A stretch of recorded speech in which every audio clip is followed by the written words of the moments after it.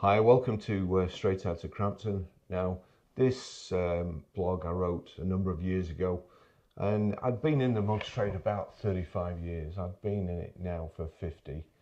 But if you can imagine, I wrote this when it happened.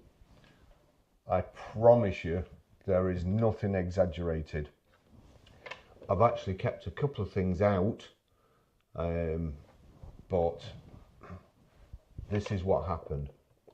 So it's the Porsche Guy. Trust me, I wish I'd never met him. After over 35 years plus selling cars, I'd moved to a different area, still within the motor trade.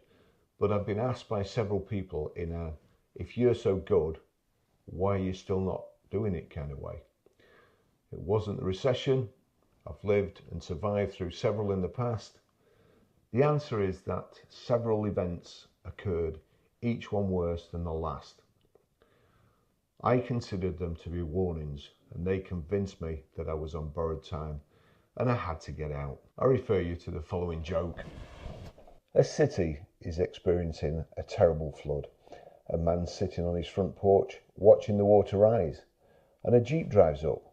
Get in, everything's going to be underwater. Guy says, no thanks, God will save me. An hour passes, the water has risen in the house. A boat comes by. Get in, you're going to drown. No thanks, the chap says, God will save me. The water rises over the house. The man's now on the roof. A helicopter flies overhead. We'll lower a line. Grab it or you'll die. No thanks, God will save me. The man drowns. When he gets to heaven and meets God, he says, God, why didn't you save me? God says, I sent a jeep, a boat and a helicopter. What more did you want? Several signs, honestly. It was business as usual at Barrie Crampton car sales, 8:30 a.m. in the morning, and I'd been there since 7 a.m. I used to actually love going to work. I was halfway through watching my second Top Gear episode of the morning when a guy who looked a lot like Hank Marvin from the Shadows approached my office, stopping to look at the Porsche Boxster 3.2S that I'd got in stock. The car was a really nice example, with virtually every Porsche option fitted, full service history, a new clutch, all new tyres, even had a hard top, and at £12,995 it was an absolute bargain. After using my webcam to zoom in and see what kind of car he had, I'd already committed the salesman's cardinal sin and stereotyped him as a tyre kicker. I have to say that even though it's something you're taught not to do, after 35 years in the motor trade, I've developed a sixth sense, which has very rarely been wrong. He walked around the car saluting the windows, looking inside, avoiding the glare. Then he ambled into my office and said, that's just what I've been looking for. How much deposit do you need to hold it for a week till I get my money? This was too easy. Something wasn't quite right. I asked him for £1,000 as I'd got my personalised registration number on the car, and it would need transferring to another vehicle, incurring a cost of £80 and a further £80 to transfer it back. If he should cock on the deal, I would have the car checked over and serviced prior to delivery, even though according to the history it didn't need doing. I'd already taken a dislike to this man during the short time we were talking, and I had a very uneasy feeling about the deal. I explained the cost implications of preparing the car for him and asked if he was sure he could definitely get the rest of the money. In all honesty, he didn't look like he had it. Again, that's me stereotyping. I drummed it into him that once I'd submitted the paperwork for the registration transfer to the DVLA, his deposit would become non-returnable, and that he needed to be in a position to complete the deal as soon as the transfer came back, which was at that time taking about 10 days. He only had £300 on him, but promised to return with the rest of the money by the close of business. I wasn't surprised when he didn't come back, and he was in no-show on the second and third day. However, on the fourth day, just as I was locking up to go home, he rolled up. I expected him to say that he'd had second thoughts and he wanted his money back. I was so sure that there would be an unsatisfactory outcome that I hadn't even banked his money. I told my colleagues that I would show my arse in Burton's window if the deal went through. You could almost hear the sigh of relief from the staff at Burton's as Hank removed a pile of cash from his pocket and he counted out the balance of his deposit. Still not convinced, I stressed to him I'd take the registration transfer the following morning to the DVLA.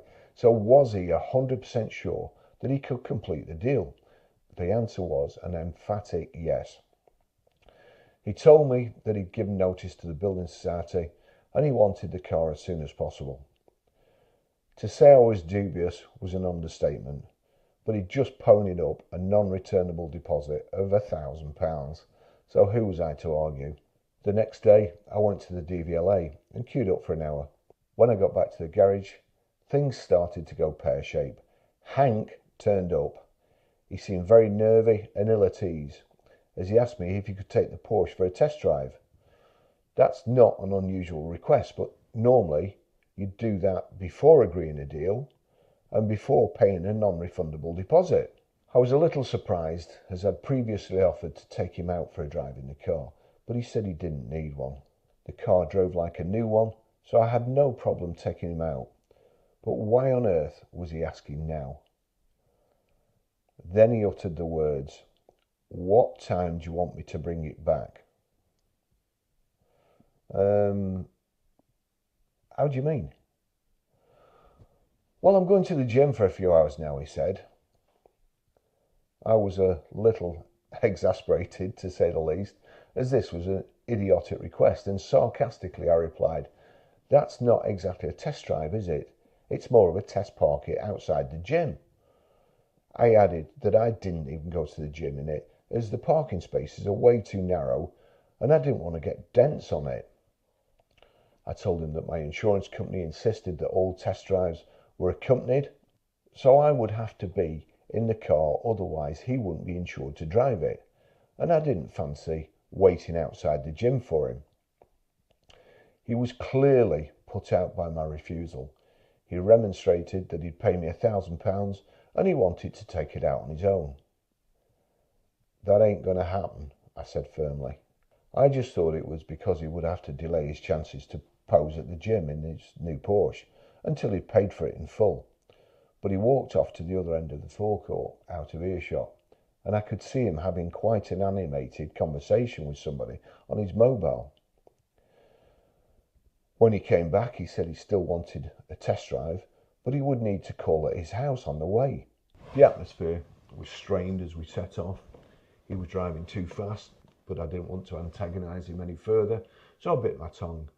He pulled up outside his house in the middle of the road, then got out, leaving the car running, the door open, and me in the passenger seat as he stormed up the drive. That was the last I saw of him for at least half an hour.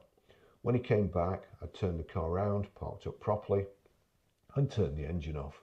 Just as he was about to get in the car, an acquaintance of his turned up.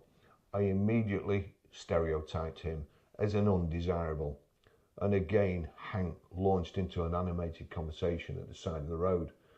When he eventually got back in the car, he was clearly flustered and said that he was taking me to see his other car at the lockup in case I could sell it for him. "I'm sorry, I hadn't got time," I said. But he ignored me and set off in the opposite direction to our garage. We turned onto a country lane and he floored the accelerator. I'm not the world's best passenger, and we were approaching a bend which I could see from the sat-nav screen was a 90-degree left. I told him, "Slow down," but he ignored me, and we understeered round the bend, exiting on the wrong side of the road. If there had been anything coming, we would have hit it head on. "Right, pull over now," I said. "What's the matter?" "I'm not going to buy the car till I know how it performs," he replied. "You've already agreed to buy it, and as far as I'm concerned, you can do what you want when you've paid me for it, and I'm not in the passenger seat. But until then, you stick to the speed limit or get out." I said it in my best Clint Eastwood voice. "Okay, I'm sorry anyway. We're here now. It'll only take a minute," he said. Hank was working on my last nerve. "Which bit of I don't have time do you not understand?" I snapped. Again he ignored me. I was in unfamiliar surroundings and alarm bells were ringing in my head. He turned into the car park and got out. He'd left the keys in the ignition, but as he sheltered his cigarette from the breeze to light it outside, I leaned over and removed the keys, and against my better judgment, I got out to follow him. We went through a padlock gate, which he proceeded to padlock again behind us. By now I was convinced this was a setup. I imagined if I'd allowed him to take my Porsche to the gym, it would have mysteriously disappeared, while Hank enjoyed his workout, conveniently giving Hank's mate, or the perpetrator, a few hours head start to dispose of my Porsche before the theft was reported to me and the police. I then wouldn't be able to fill our agreement, so Hank would be entitled to have his £1,000 deposit returned. Win-win for Hank. I clicked the remote behind my back to lock the Boxster. I hoped that the glove box wasn't open or anything else that would cause the horn to sound when the doors locked and the alarm set, thereby alerting Hank that I was onto him. I looked round for somewhere to throw the keys where I could retrieve them later, but we were now in a massive gravelled field full of caravans and motorhomes. I was pretty confident that they wouldn't try to take the keys off me by force, as this would mean Hank would lose his plausible deniability. If there was anyone lying in wait, I'd be able to see them coming for me, and I knew I could throw the keys into the adjoining field should I feel the need. My reasoning being that a new key, although expensive, would be a lot less than the insurance excess and subsequently increased premiums on my policy. This would only be a last resort, as it would be a lot faster getting away in a Porsche than it would be on foot. If this was a carjacking, I wasn't going to make it easy. Hank beckoned me to look at his car, but doing so would mean I'd lose sight of my Porsche. Within 30 seconds of me stepping forward, Hank's phone rang. I could hear a muffled statement to which Hank answered. They were. That was enough to confirm my suspicions. I stepped back to look at the Boxster, but there was no one in sight. Right, I've had enough now. I'm going back to the garage, I said. Hank followed, and I jumped into the driver's seat and drove back to the garage in silence. On the way, I showed Hank how fast I could drive. He didn't like being in the passenger seat either. I think I was more annoyed that Hank thought he could get one over on me. And when we arrived back, I told him that I wanted the balance of the funds within the next 7 days, or the car would be put back on sale. To my surprise, he followed me to my office, as if there was nothing wrong. He sat down, picking up my TV remote and changing the channels. I went over to the TV and turned it off and politely asked him to leave. But just then, one of the garage mechanics knocked on the door to give me a set of car keys. As I turned back around, in the reflection on the TV screen, I saw Hank pick up my Ray-Bans and quickly put them in his pocket. I turned round and confronted him. Hank, you've accidentally put my Ray-Bans in your pocket. Put them back on my desk, then get out. And I don't want to see you again unless you have the rest of the money you owe me. The next day, I was washing a car when Hank turned up to ask for another test drive. Look, I don't know how I can put this without causing offence, but do not set foot on this forecourt again unless you have the money to pay for the car.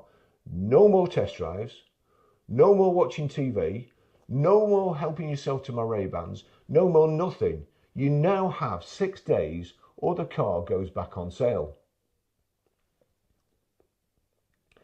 To this day, I can't be 100% sure if Hank was trying to deprive me of the car or he was just a complete nutter. But undeterred, Hank returned several times, repeatedly asking me for another test drive. He kept insisting that he'd have the money soon, but he never did. And eventually I sold the car to someone else. The next time I saw Hank was on my CCTV. When his car drove past the forecourt, he pulled up further down the road, the passenger door opened, and out got a big guy. That's a story for another day. Incidentally, Those who followed me on Twitter at the time got to hear about it real time, and this account has been substantially shortened. I think they will all agree that I showed remarkable restraint dealing with the Porsche Guy. Thanks for watching. See you in the next video. Bye bye.